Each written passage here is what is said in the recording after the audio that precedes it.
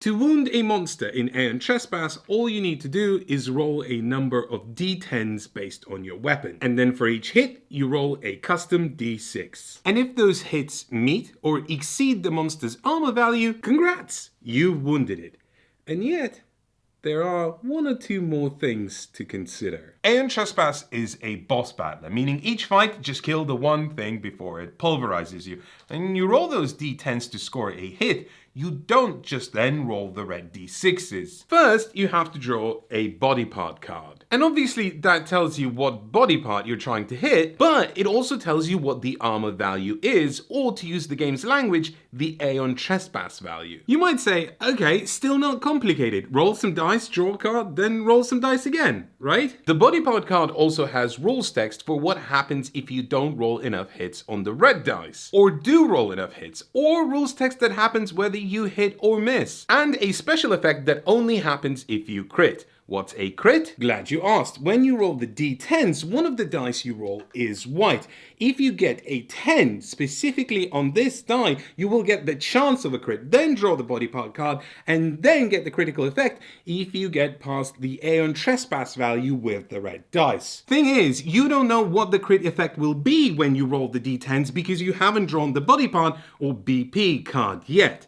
Right? This is the Triskelion, and on it are your 3 combat stats: Fate, Rage, and Danger. You start the fight with hopefully 0 on each, but each time you roll the d10s, you can increase your Fate by 1 to re-roll them. So, if I haven't got a crit on the white dice, I could take another shot by increasing my Fate and rolling again.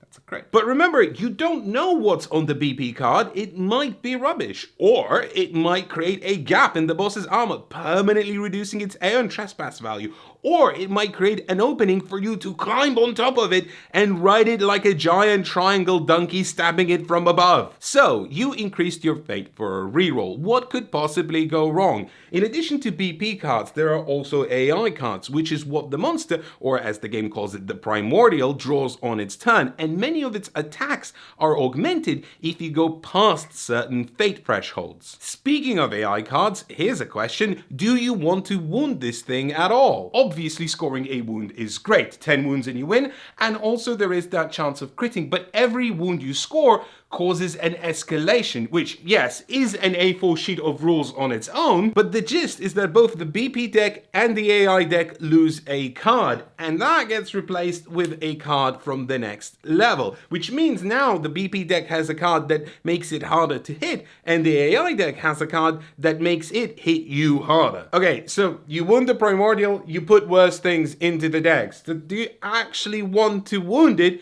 Because if you do, you'll have to reshuffle these decks, and there's a good chance you'll end up with something absolutely awful on top. You do, mostly, because each attack also increases your rage. After the attack, you will put tokens into the Kratos pool. These are not for you. These are for your partner players who can spend them to either be more accurate on their d10s or convert symbols on the red dice into hits. The number of tokens you put in there is based on your rage. More rage, more tokens. So each time you attack the primordial, you make it easier to wound, even if you miss. And also, maybe you want to get hit hard? Each time a primordial attacks you, you'll roll evasion dice, once again the d10s, and once again you can critically evade and get positive effects, but for each miss, you will take danger as instructed per the AI card. Then you will check your total danger against this chart, and based on that, you will draw cards from one of 4 decks: bad, worse, really bad,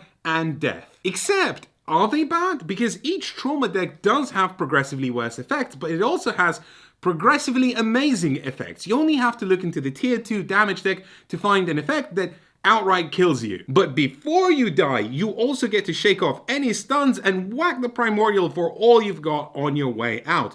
You will also find effects that let you manipulate its decks, give it negative penalties and attacks for free, and so on. The tier 4 deck, the Obel deck, has just 2 cards: you live or you die, meaning that no matter how much damage you take, you always get a coin flip to just not die. Unless, of course, your rage or your fate reaches 10, in which case you will have to draw either from the Kratos or the Moiros deck respectively, and I wish I could tell you what happens when you do, but that literally never happened to me, and yet those systems are here. Early on in the campaign, the You Die card gets replaced with a You Die roll a d10 card, and then you roll the d10, and any result that isn't a 10 means you do just die. But if you do roll a 10, then you get transformed into Zeus or another Greek deity.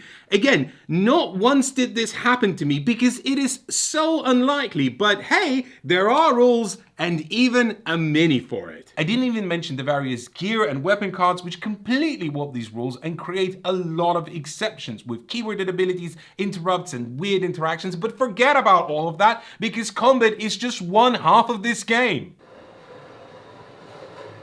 There's also a map composed from cards, resources you gather to craft items, diplomacy with the game's free factions that alter exploration events and story events based on how chummy you are with the faction that you are liaising with, for which of course you will need a second table or a single table large enough to accommodate all of this. Did I mention that in fights you don't even play as your character? You submerge into a vat of green liquid and then junction with a titan, literally a 30-foot titan that uses trees for clubs and half a warship for its shield. It's just so extra. The rulebook is so big, it has a spine.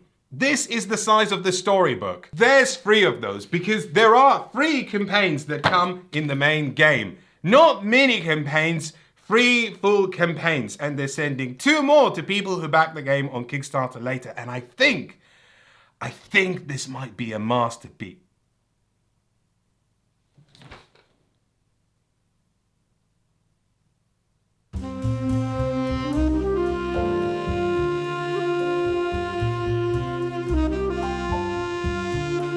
Generally, the board game itself does a lot of work to help you figure out what kind of experience you are in for. Like the box, which has a cover which sets the tone or at least tells you what to expect from it. This is the box for Aeon Trespass. I suppose this does tell you one thing, that the people who designed this game wanted you to know that they're making some bold choices, and well, that's definitely true. Aeon Trespass is a campaign-style boss battling game, and the title of this video is not a lie. In my 9 years of reviewing board games, I have never ever seen anything as complicated as this game. Not even close. Maybe for some of you that is review enough, but I think many watching just want to figure out what the heck this thing is. So this video will tell you, but I will also dig deeper, analyzing 3 distinct elements: combat, play experience, and the campaign stuff, ending on a comparison to a few alternatives. There will be very mild spoilers, nothing that you wouldn't find in the rulebook, and there will also be, don't worry, a big spoiler for the first campaign, but I will very clearly mark it and at the time provide instructions on how to skip it. So if you want to avoid that, you will be able to do it watching the video. And here's a spoiler for this video. I will be critical. I will be harsh, perhaps overly so, but when something this complicated drops onto my lap, my greatest desire is to interrogate it. And from what I've gathered with my conversations with the publisher Into the Unknown, when we were discussing me getting a review copy of this game, which by the way, that is what they wanted too. So that's my preamble done. Let's get to it.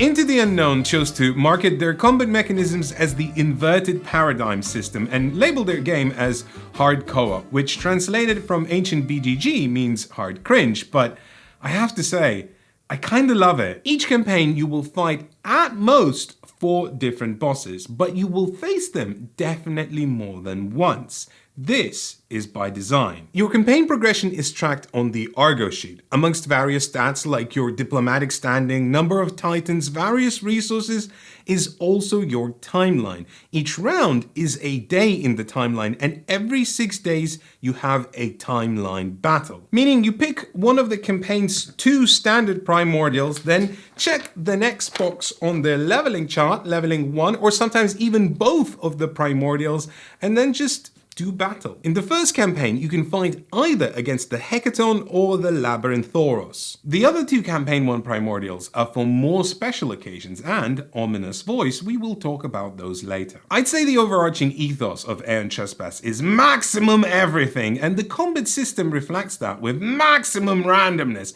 which is honestly a sight to behold. In one of my earlier fights, one of my titans died before anyone even got to take a turn, which I will grant you sounds bad, but also I won that fight after a series of preposterous dice rolls and card draws, fully submerged in the possibility space that this game creates. I mean, doesn't this just look drab? They even went for brown, board gaming's most exciting color. There's one baddie, 4 heroes, some terrain tiles that in your earlier games won't even enter the conversation, and that's it. Plain doesn't even begin to describe it, and yet somehow just out of that blooms this giant saucy meatball of spaghettifying events. The key is in how Aeon Trespass plays with randomness, because the design manipulates probability in very interesting ways. As I've mentioned, a lot can happen. If you crit, you're in for a treat, but you don't even know what that treat is yet.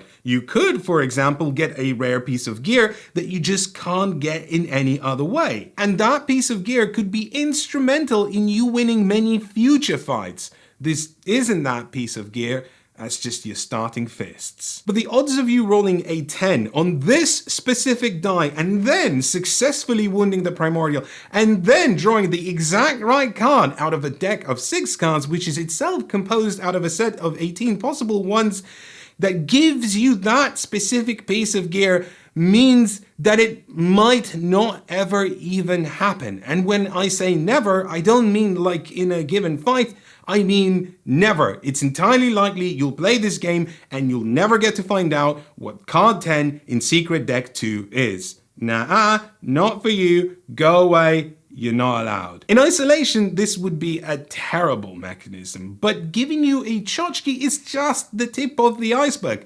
Critting could mean any number of things. I mentioned in the intro you could create a spot where you literally sit on the monster. You could also create weak points, bonus attacks, you could trigger a special event after the fight. Then there's terrain, which by itself does nothing, but you could be swatted into it. Or if you're lucky, you could swat the primordial into it, permanently creating a gap in its armor. Or you could get an advantage to attacks if you're standing on a city tile. Yes, a city tile, because remember the scale? We are 30 feet tall and we're the tiny ones in this scenario. Point being, you will get an advantage for standing on it if diplomatically you are allied with the faction that this city belongs to, which isn't even determined by this fight, but by where you are on the world map, which I haven't even gotten to yet. Some terrain tiles let you roll a die, the result of which could injure you or could let you once again draw a special item you could never get otherwise. You could die, remember, just from a random card draw, or you could kill the primordial then and there without the requisite 10 wounds. And did I mention you could turn into Zeus? All of this creates an interesting effect which you're either gonna love or hate. And if this sounds like hell, 100% this is not a game for you, because yeah, this is pretty much Gloomhaven Flux. It's not really anything like Gloomhaven, but you get my point though. But on the other hand, it sets up an environment where you're never really out, because once again, anything could happen, and the likelihood of something preposterous happening increases every time you successfully wound or get wounded. The more attrition happens, the more exciting the game gets. Aeon Trespass is a spectacle where you are simultaneously the hero and the audience. You know those B-movie horror shows where a campy character speaks directly to the viewer? Pray this does not happen to you! Well, it is happening to you, and yet you can't stop watching. But here's the thing about spectacles. When you are constantly bombarded with the improbable, you then sort of just become numb to it. About halfway through the first campaign, you'll find a shift in your attitude and you'll come to expect and rely on that randomness. You've seen the primordials the campaign has to offer, you know their tricks, time to apply everything that you've learned towards tactics and strategy. And here is where I'm torn. The not Gloomhaven part obviously lends itself well to that. As you progress through the story, you'll unlock technologies, those will let you craft much better gear, plus you'll find special items, plus there's gear for your gear. You'll increase your character's skills, called Nemoses, which have their own leveling up system. You'll even find special titans. There's a lot of tactical grit between the abilities all these things offer, and since the mechanical systems are mostly unique to this game, the familiar cadence of better gear is tantalizing in new ways. And since all gear, even titans, are freely tradable between players in between fights, you're encouraged to customize and experiment with different loadouts. Your character is a blank canvas, mostly separated only by those Nemoses to differentiate what they are good at. So each fight isn't just a fight, it's a game of dress up, and I am so down for that. But I don't think I need to explain that the Flux part isn't exactly, how shall I put it, not Flux. Primordials don't just deal you danger and force you to draw trauma cards, they can also, through indirect ways, impart you with conditions. One of the most common condition cards is Knockdown. Its rules implementation is convoluted, but the basic gist is that you're down, skip a turn to get up, and you'll get knocked down and then get up again when a primordial walks over you, pushes you into terrain, drops terrain on top of you but not underneath you, or sometimes just when it wants to, which sounds not fun. But a true Flux expert would say, if you don't think that Flux has a strategy, then you just don't understand that 5-carat black holes can be collected by strutting the Space Coast cards, which can be drawn with a cosine equation on the retail manager's cards after you fry your egg cards in butter. In butter! Technically, there is an answer to anything in this game. You died? Just don't die. Do something else. But that answer can be impossible to willingly engineer. Thankfully, not so in the most egregious cases. Knockdown has a very specific answer. After a few fights, you'll get gear cards that just say, get up. And if you got knocked down again, should have spent half your turn resting to unexhaust all the things. There's always a thread of some line of play that you could have pulled on. And whereas other board games let you engineer strategic solutions, Aeon Trespass opts to teach you via hindsight, which can get a bit tiresome after a while. Video games do this a lot since the success of Dark Souls, but the difference with video games is that they don't require ringing up 3 people and making plans to get together on a Saturday hoping that Colin doesn't cancel last minute because he says he has to MOT his car, but what he's actually going to do is watch reruns of Frasier and his house bands. And then if Colin does turn up, you have to teach the world's most complicated board game, and when you start playing, you have to be like, I'm sorry, Colin, that you got knocked down 3 turns in a row, but you should have equipped the fried egg card. And it kind of makes that dress-up part more dull. Like, what are my gear cards? Well, the card that lets me get up, Natch. The game even knows this because first, you get access to the get up card. And then later, it gives you a get up plus a bonus card because there's no way you're not having the get up card, so it has to give you get up but better. This is a case of damned if you do and damned if you don't. Give people answers and then they're gonna use them forever, whereas if you don't give them answers, then they're just gonna sit there confused. But that's sort of what happens when you try to make Flux strategic. You can definitely learn more about the primordials and anticipate what they will do. The Hecaton, for example, is very good at swatting you away, especially if you are in front of it. And the Labyrinthoros is very good at running you over, especially if you are in front of it. But that kinda makes the bull a one-trick pony. The more you fight these primordials, the more they evolve, level up. The Hecaton will now swat you further, and if you leave the edge of the board, you're dead. And the Labyrinthoros will run you over harder, and if he ran you over when you were knocked down, you're dead. But these evolutions aren't interesting enough to warrant fighting the same primordial over and over again, when the best tactical solution to a primordial attacking you is for everyone to just run away. That's right. Run away is an intentionally implemented tactical strategy for beating up the big beef. And unsurprisingly, I have some beef with that. I know this video has been a lot, but strap in, we're gonna dive a layer deeper. I mentioned in the intro that what the primordial does is determined by an AI card that is drawn at the beginning of the turn. This AI deck gets reshuffled every time you wound a primordial, with an AI free card on top. The most punishing one, there's a good reason to whack it to then reshuffle this deck and hopefully something better comes out on top. But that is unpredictable, especially if the BP card is also high level, making the primordial harder to wound. So, runaway? Well, not that simple. Every AI card will offer a sequence of potential targets. For example, someone in front and in range, meaning in front of the primordial and reachable by the primordial when it moves. Or a priority target in range, someone who has caused the most aggravation to it and also has the priority target marker, which is literally this miniature. If the primordial cannot find a target, it will do its routine maneuver. In this case, just wrecking your ship, which is all kinds of bad, potentially worse than even just losing the fight.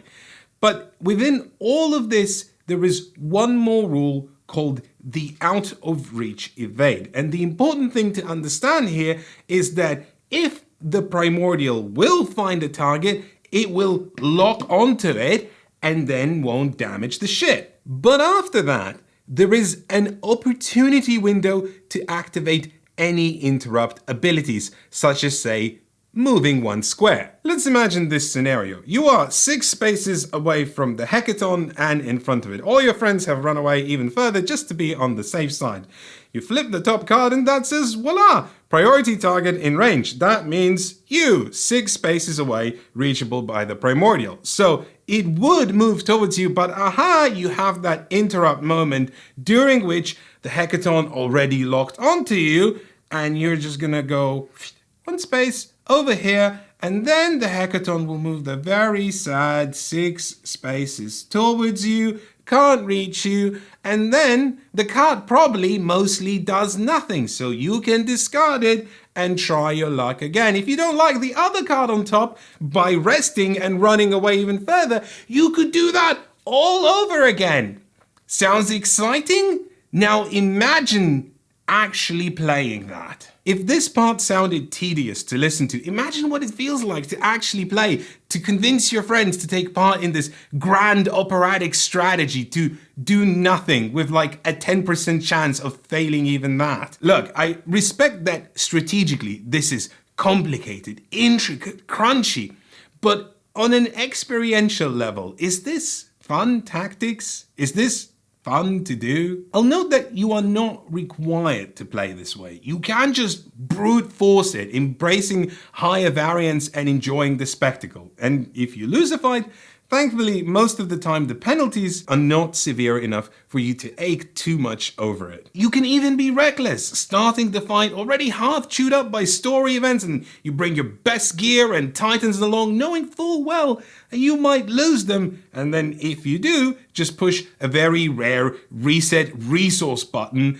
and try again, if that's what you feel like doing. In fact, this, if anything, is a strength. This isn't a game that will let you crunch tactics. And what I mean by that isn't that you can't do it. I'm sure some people do. It's just not particularly rewarding in that way. But it's remarkably good at letting you push coins into the slot machine and then pull on the lever. The tension that creates is like no game of this kind that I've played.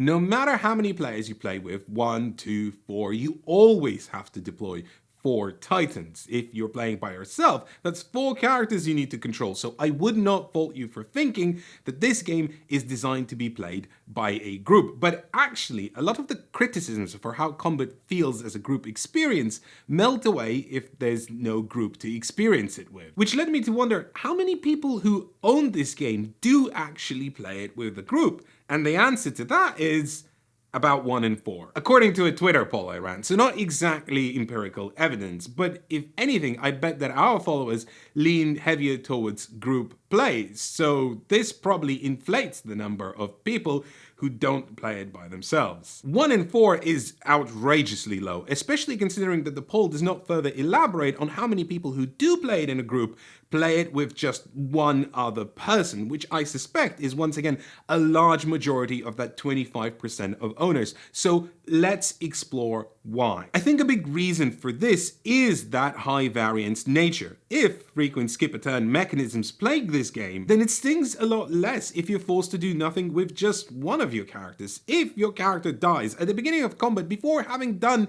anything yet, how does that work? Imagine being Colin, skipping on Fraser Day, learning all of these rules, and just watching everyone else have fun. That's rubbish. Thankfully, I mostly played this game on my own, although I think it works fine at 2 as well, especially if the other person is highly tolerant to all of that. I wouldn't even know where to begin organizing a 4-player game. First of all, consider the 2 tables. You kinda need them. Where does everyone sit? This might look fine in video, but this medium size for England living room barely holds me with the camera gear and all of it set up. People take up more space. They need to put their drinks somewhere. They need to go to the toilet. There just isn't room for any of it. In real life, this sprawls even bigger. Theoretically, you could set this up on one table, and I'd like to invite you to imagine how that would work. The game has 2 distinct parts, the world exploration, which I know we haven't gotten to yet, and the combat, but those distinct parts use mostly individual components. Your character sheet, Argo sheet, and Triskelion are used in both, but this board, miniatures, AI cards, BP cards, trauma decks, primordial sheet, masses of tokens are utterly unnecessary during world exploration, and this map, technology decks, exploration decks, story sheets, clue cards, doom sheets are pointless in combat. So if you played on one table, as soon as combat started, you would have to tear all of this down, and this is not the map you have in the real game. This is Tutorial Island. The real map is way bigger, and then afterwards, when you're done, you would have to rebuild it card by card. And you could sort of like bear with it if the game had any structure or pacing that made sense for an evening get-together. But imagine this totally plausible scenario. I mentioned that timeline battles happen every 6 rounds. So you'd think that you poodle around for 5 rounds, crafting some gear, traveling on the map, enjoying some stories, and then you could punctuate your get-together with a fight against a big beastie. No. Fights happen just whenever. I once finished the battle, packed the battle up, set up the map, then did a little bit of crafting, read a little bit of story, which triggered another battle, so I packed the map up, set up the battle, finished that, packed the battle up, set up the map, and then spent a grand total of 5 minutes moving my ship 1 tile and drawing some cards from the exploration deck, which immediately triggered another battle, at which point I didn't even do the battle. I just got up, went into the office and said, "I'm sorry, Elaine, I am taking your desk away." In a non-absurd world, how is any of that reasonable? And look, like I said, this is not a valid criticism for anyone who does only want to play it by themselves and does have 2 tables or a preposterously large one, or maybe you don't mind spending inordinate amounts of time on continuous teardown and setup, or maybe you are playing this with 4, in which case I salute you. You are braver than the rest of us. But why? Why design a game that is incongruous to be played with multiple people and then design it in such a way where you have to control all 4 characters? In isolation, if I had to control just one character, I don't think I'd call this the world's most complicated board game, but when you have to micromanage all of this, it's just too much. There's too many rules. We hate them. We can't play board games without them. Sometimes we can't even play board games with them. Strangely, this isn't one of those cases because the core systems of combat are pretty understandable. Roll some dice, check a number, roll some dice again.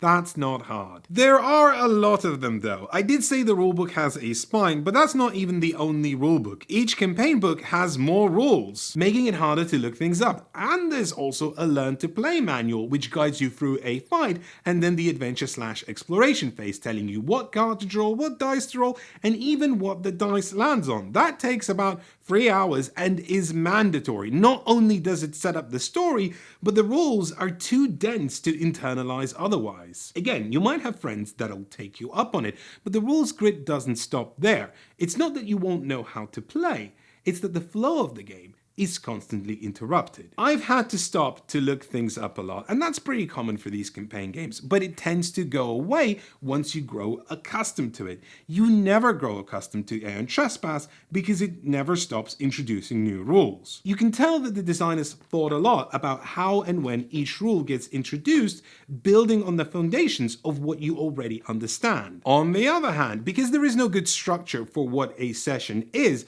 it doesn't do it at the start or the end of the session where all the rules can be internalized in advance or in preparation for the next game night. It just goes, no, stop, rules time. So you gotta pause and learn, and that is messy and disruptive. That's not the only time you'll pause to look things up. Many complicated board games use mnemonics to help you get used to the fiddly parts easier, whether it's useful iconography on the board or handy reference sheets. There isn't a single reference sheet in the box, no iconography shortcuts. The rulebook itself is laid out poorly for referencing, it's chunky and unwieldy. Naturally, by now there are fan-made references on BGG, but there are so many keywords, they take up 3 A4 pages, which are now littering my table, which was already running out of space. And those don't include the keywords found in campaign books, so you need separate printouts for them. What's weird is how much empty space some components have, like these Titan sheets, which are just half filled with grey mist, and then you realize there's reference for some rules underneath them. So you can't store cards on the empty space if you want to use them as reference material. This is pretty typical for first-time publishers, especially when they go outrageous.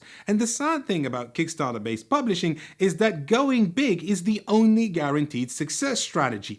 But we've already had big. We've had Kingdom Death Monster, then Gloomhaven, then Oathsworn, then Frosthaven. Aeon Trespass, to compete in this market of visionary masterpieces, had to not just go big, they had to be bigger than all of those. And I think the problem with Aeon Trespass isn't that it's unplayable, because hey, I have played it, and so have many of the fans who are watching were probably a bit peeved about me bringing all of this up. It's that it went past the depth of stuff that needs rules where a normal human brain just can't retain it, and the publisher didn't have the experience necessary to create guides and tools to help retain it.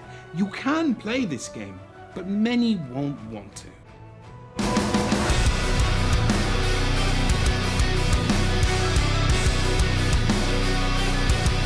Campaign board games have the most fascinating ability to transport us. Just make us forget for a brief second that we live in a world where the people in power try to convince us that not being a racist is a mind virus. A bleak world we inhabit, and a little escapism can remind us that we're not helpless. But it can also only do that when the world we're escaping to feels true. Not in a sense of transporting your consciousness into a titan and then fighting a giant composed entirely out of arms. That will never feel real. I mean, look at how many fingers it has. That's at least 8 hours every week just trimming your nails. And it's what, like 60 feet tall? Where does it get its nail clippers from? Also, its hands are all different sizes. Does it have like a collection of manicurist tools for different size and shape of finger? Is there like a hackathon nail salon? We don't question the fantastical because it's the relatable that grounds us. We want the characters to feel real and the world to share our problems, because by escaping, all we're doing is making the real and present feel surmountable. I'd like to share an email where publisher Into the Unknown approached us about reviewing their game. Those stories might be of particular interest to you as they don't shy from politics and contemporary issues, taking a critical look at various topics like discrimination, propaganda, nihilism, or toxic masculinity. We wish to speak about these things through our games, as we are convinced that our medium is capable of becoming so much more than what it is right now. I did not immediately buy them at their word, but what intrigued me about the game wasn't the giant box full of minis, nor the free campaigns, nor its very obvious riffing on Kingdom Death Monster, a game whose aesthetic I can only describe as breasts and murder. It was that one paragraph from the publisher, a very lofty promise.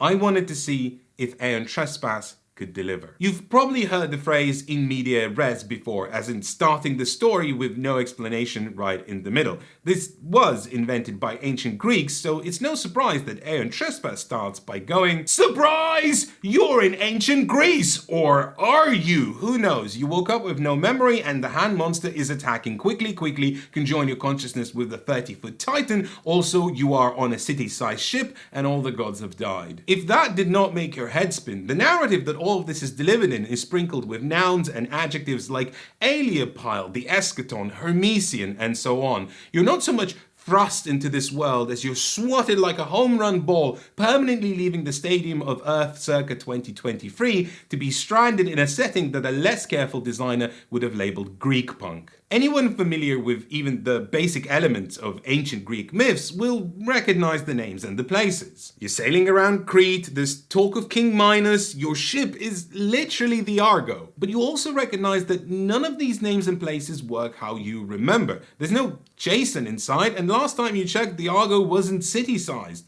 There was a flying ship called the Argo in Percy Jackson, so maybe this is Percy Jackson punk. The key phrase in all of this being, the gods have died. Aeon Trespass takes this idea of Greekopolis and just tramples with it, reshaping familiar myths with the delicate touch of an enraged bull. The eschaton, which is basically the end of the world, serves like a springboard to continue the story right where those myths ended. The gods dying then becomes a playground. It doesn't matter that the Argo is city-sized or that the Titans sound nothing like they should. It's an event so cataclysmic that it warps everything familiar into strange, opening up a perfect setup for a mystery box. If you're not familiar with this phrase that's become very popular with the people who like to complain about the rings of power on the internet, it's basically a device in constructing modern TV shows, where you're spending most of the time as if you're going, why is there a polar bear? What is happening with Walt? And what's up with that hatch? It bombards you with weird stuff and questions right from the get-go, and whilst you're waiting for answers, it distracts you with more questions, rationing revelations for when you really deserve it. The setup of the first campaign is that King Minos is missing, and it split Crete into warring factions. The Minoans, who wish to restore order, the Hornsworn, which are a substitute for the working class or a rebellion or whatever is convenient, and the Labyrinthians, a self-muting sect of people who maybe like mazes a bit too much. I bleeped that part out, but actually there's a few more things about the Labyrinthians you should probably have a warning for, but I can't warn you because I can't even say those things on youtube.com. Anyway, as you sail the Argo from tile to tile in search of King Minos, who you're told conveniently holds all the answers, you'll encounter story events. Rolling on an adventure table, and then rolling on a second adventure table, which will lead you to a semi-random story thread that will examine the relationship between these factions, which are always in conflict,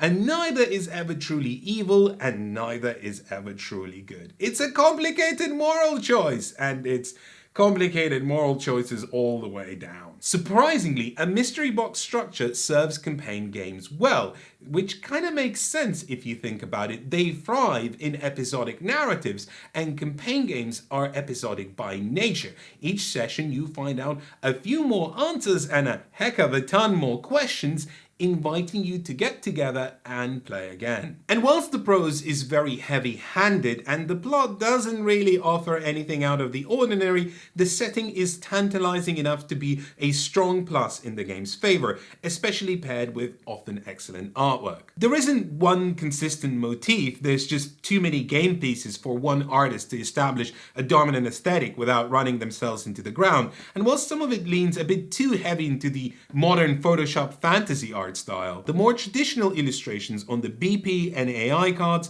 more than make up for it. My only consternation is the very obvious cultural mining of myths that's become so common in contemporary video and board games. But even companies like Ubisoft, who seem to care about nothing, have the common sense to hire cultural consultants to at least create a veneer of seeming respectful. No such consultant is listed in this rulebook, so my guess is that even that minimal due diligence does not exist. You can't achieve escapism on the tangible alone. If you're promising us a world, you have to let us explore it and fill it with interesting locales, weird encounters, cool fights, treasures and trinkets, bits of lore, all of that technically exists in this game, but I want to show you how Aeon Trespass presents it to you. You begin each day by moving your little ship miniature onto a map tile, and then you mark off the next day on your campaign calendar. You can either move onto an existing map tile or into adjacent unexplored territory, revealing more remnants of this collapsing world. These map tiles feature a lot of positive effects, like finding one of the story threads, or a bit of a side story via R&R adventures, or finding some titans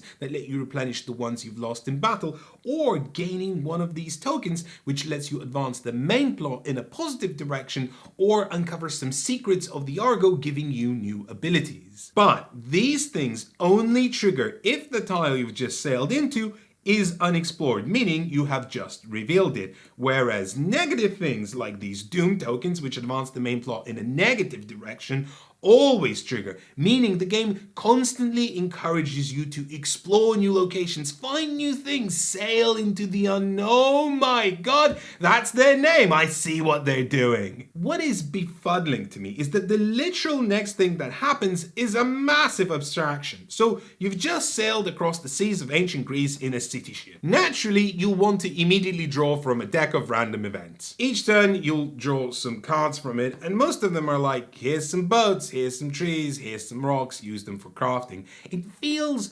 almost like an afterthought, designed to interrupt gameplay for you to write down some numbers on your ship's character sheet. But then, occasionally, it will do something utterly annoying, like, oops, have a fight now. Now! Why? It's a surprise ambush. But why? What narrative purpose does it serve? Doesn't matter, do the fighting. Okay, I guess fighting is the good part, so I shouldn't complain. Also, you know how you get rewards at the end of the fight? Yeah?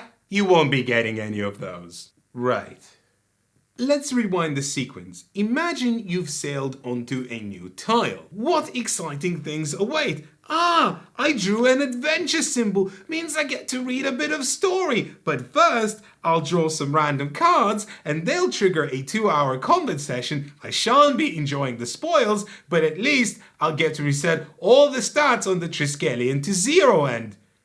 Wait, is that why? I certainly can't think of any other logical reason why random fights would happen, because they don't advance the story, they don't level up the primordials faster, they don't give you any resources, but sometimes a lot of story happens in between fights, and sometimes story penalties make you increase rage or fate or danger. So, if you have a random fight sprinkled in between the story, it resets those back to 0. Did they just waste hours and hours of my life stuck in random fights because they wanted me to twiddle with some dials? Just put in a card that says reset your Triskelion. And that isn't even the only way that the exploration phase can trigger a fight, and I'll tell you all about it in a special mini segment I'm calling Did We Not Learn Anything from Tainted Grail? Board game designers, or specifically board games released on Kickstarter with a lot of minis and also have an epic campaign designers, love cribbing from video games. Time and time I find ideas where you can easily imagine someone sitting on a couch with a gamepad playing Dark Souls and going, yeah, I love this invincible boss thing, gonna put it straight in my board game. Right, but did you think about how that works in a board game? Early on in your first campaign, you will be introduced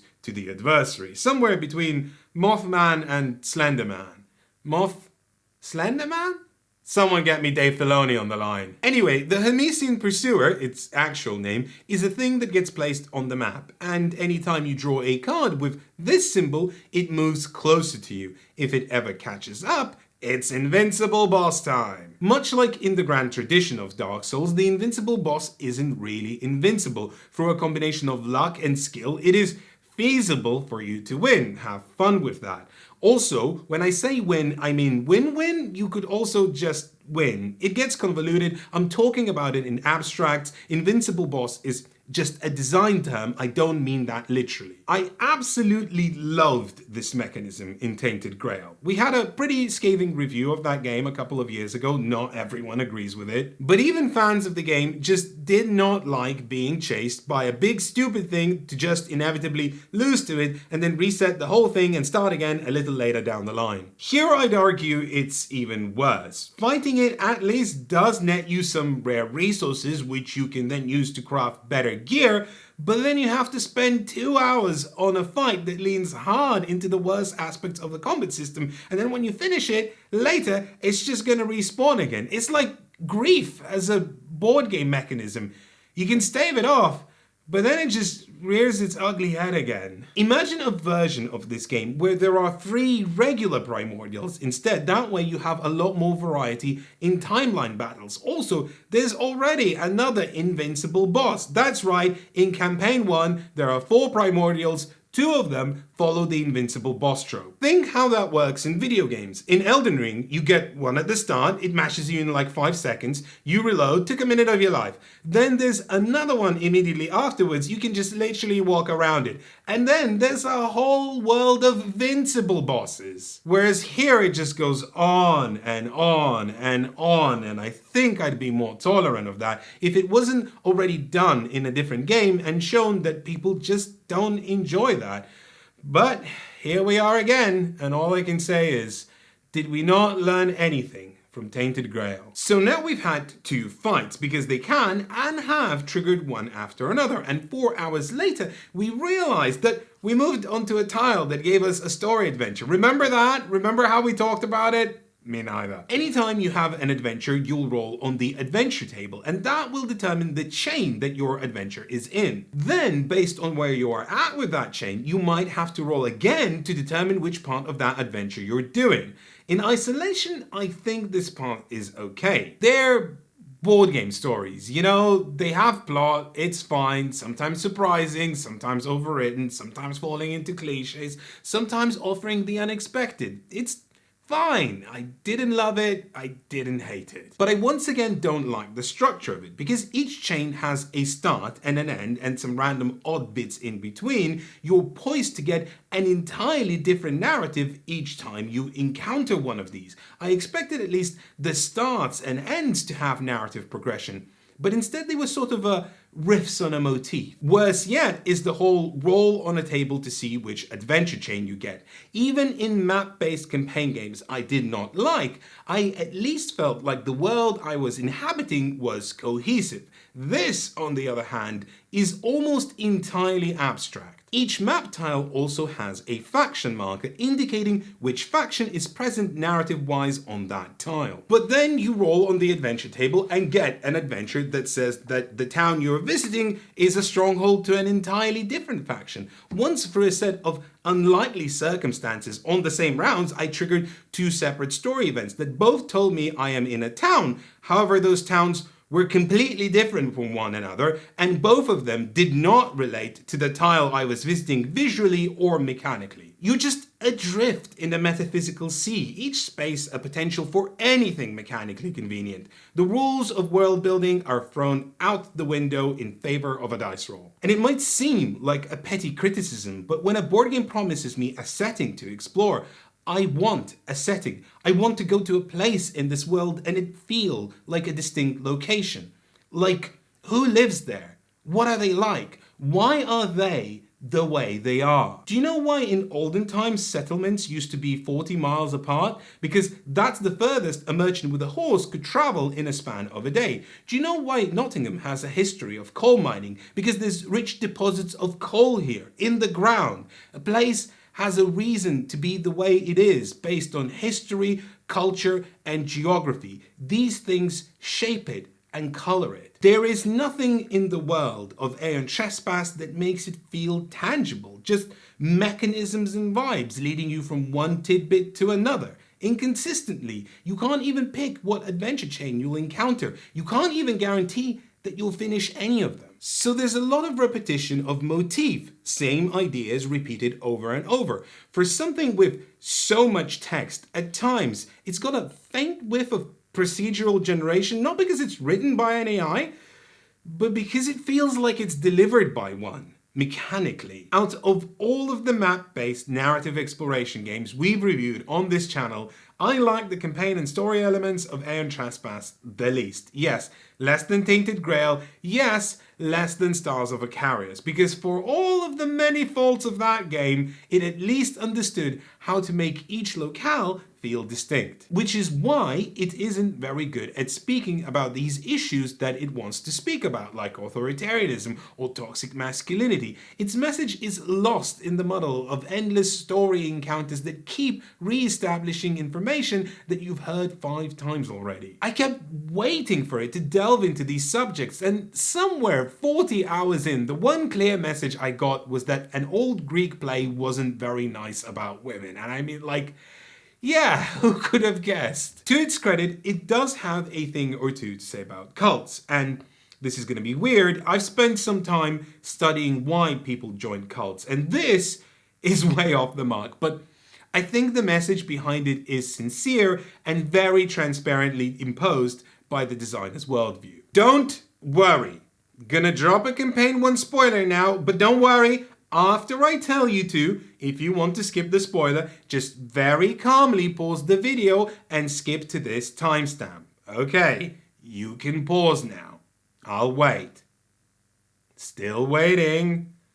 We are spoiler zone now. On the other hand, the big reveal in campaign 1 is that the grief of a woman was oh so strong it tore a hole in reality, and now the monsters are coming out of it and making the world bad.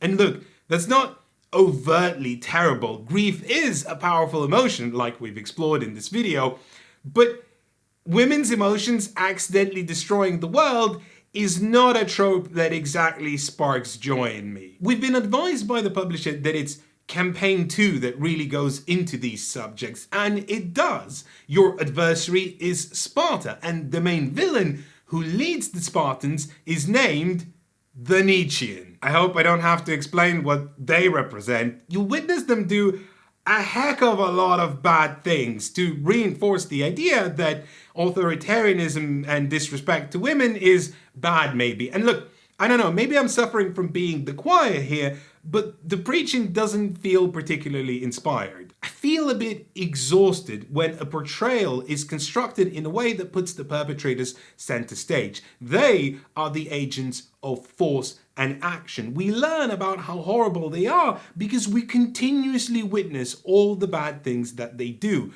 I find that shallow and not particularly nuanced. The Marley and me of it all. Look at this! Feel things! Thanks, I rather wouldn't. I don't find it productive. But also, why does it take you an entire campaign, which most people aren't even going to play through because most people don't finish a campaign board game, to get to the point where you start to speak about these things? If they're important to you, why not make that your mission statement? Put it on your website, speak openly about it, reinforce it. Don't launch a separate Kickstarter to sell some minis that are very obviously exploitative but diverse. The whole thing is confused. Exploitation of women is bad. Here's some exploitative artwork. This is in the game. I have to blur it because that's not gonna fly on the website, the YouTube. But there's also another read, a more cynical read of this entire situation.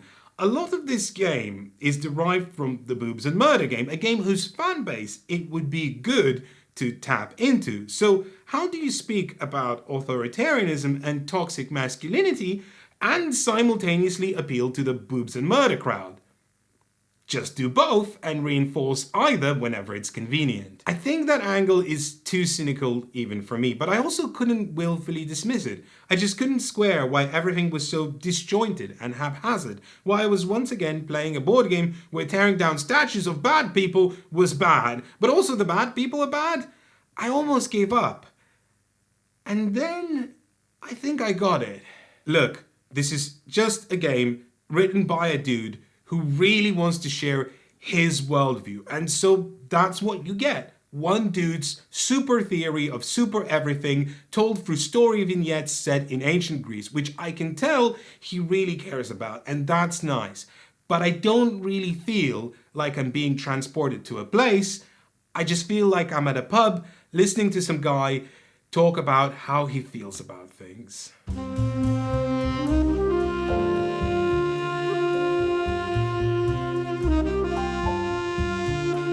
Things have skewed pretty negative, and I know that the very many fans that this game has are probably not very happy right now, so I want to take a second in this very final chapter of the video to explain my position. I think it's entirely okay if none of my critique resonates with you. Maybe we just don't care about the same things. Maybe you're totally cool with a game that is mostly geared for one person, that'll make you wade through rules because in a way that is also enjoyable and has a narrative that is formed with disjointed vignettes where it'll pivot from one phase to another faster than a politician on election day. I don't think it's unreasonable to find fun in that, and hey, more power to you. But what I think a lot of people want is for me to be honest, and what I can promise you is that with a video this long, I had to dig very deep down inside of me and be as true to myself as possible. And ultimately, this is where I land. I have to be so critical because, frankly, as much as I admire the bravado of something so audacious,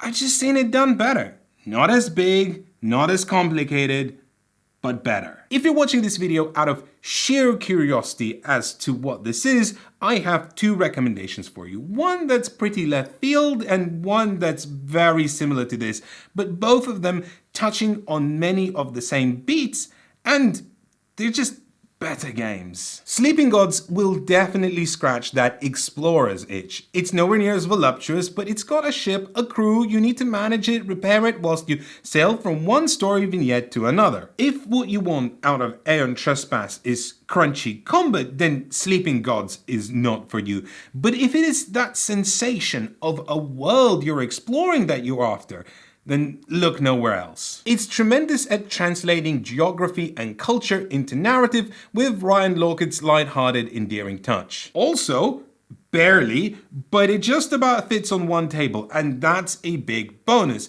And the vignettes don't feel so random because the way the game tracks what you've done is just so much more clever. In Aeon Trespass, the game will remember your story choices by making you color in a number letter code. Then, if a story choice matters at a future point, it'll ask whether you've colored it in, and depending on your answer, lead you to different outcomes. This is a fine system if your narrative is self-contained and consistent and spans no more than 3 or 4 hours. But on a much larger campaign scale, it poses a big problem. You're not gonna remember what G4 or A5 or B7 means. They're just letters and numbers. They don't mean anything to you anymore. So when the game asks you whether you've done something, you can give the game the answer, but you can't tell what it represents. All you can say is, yes, I have, or no, I haven't, but you have no idea what it is that you've actually done. Sleeping Gods deals with this in a simpler way. Instead of making you mark a box, although it does that too, it makes you take a card with a keyword on it. The card is a physical representation of your choices, and that is, once again, a mnemonic tool, something that Aeon Trespass is sorely lacking. Another game that also does this even better than Sleeping Gods, and frankly does many things better than Aeon Trespass, is Oathsworn, where your story choices are remembered by ally cards. These are companions that represent your decisions, and they're more than just cards. They shape and pivot the story with their presence and become a natural element of the narrative. It is frankly astounding how much effort must have gone into designing these systems, but it pays off so well. I've only realized that it was allies that track your choices for the overall campaign plot once I've played through a third of the entire game. Oathsworn is also a boss battling game, one that has its own unique combat system, and whilst it has its flaws, overall I prefer it much more. In the grand tradition of fighting bosses, here you'll also target body parts, and things will escalate the more damage you deal. But it's also a system that gives you a lot more agency in your tactical decisions, like actually choosing which body part you target. Fights rarely repeat, and yet its carefully crafted 20 or so scenarios have an incredible way of teaching you what to anticipate from a future fight, how to be clever about it, and how to survive increasing challenges. So you mostly don't fight the same boss, but you feel like things are escalating and like you're learning things that will be useful in the next fight. There is a tangible sense of progression. But its biggest strength over Aeon Trespass is how much work went into taming their wild idea into something that is a playable and enjoyable experience. Like in Aeon Trespass, 4 characters have to be played, but each character has a simplified version or the full version. If you're playing by yourself, that's a lot of load that you can shed and still have a really crunchy time. The rules are also a bit arcane, but the pacing is so much better. There is a clear sense of structure where each episode is story time and then combat time. The length of each of those is predictable, so you can plan your game evenings, and the advancement is much more streamlined. There's no gargantuan tech tree that eventually turns out not to matter because slowly but surely you'll advance through most of it anyway. And the story, my word, talk about geography and culture mattering. You get such a clear sense of where you are and what the people are like and why they are like that. Each moment advances the plot and does not meander in the nuisance. And when big things happen, tell me, if you've played OS1, there's that bit at the end of a very early chapter.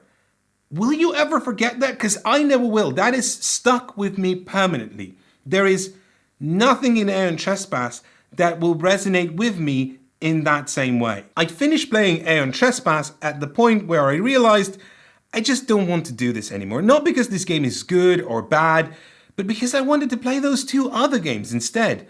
I wanted a more contained and cohesive vision. This video is being published just on the very tail end of the Aeon Trespass reprint campaign, and I'm glad I got to see it before I finished the script, because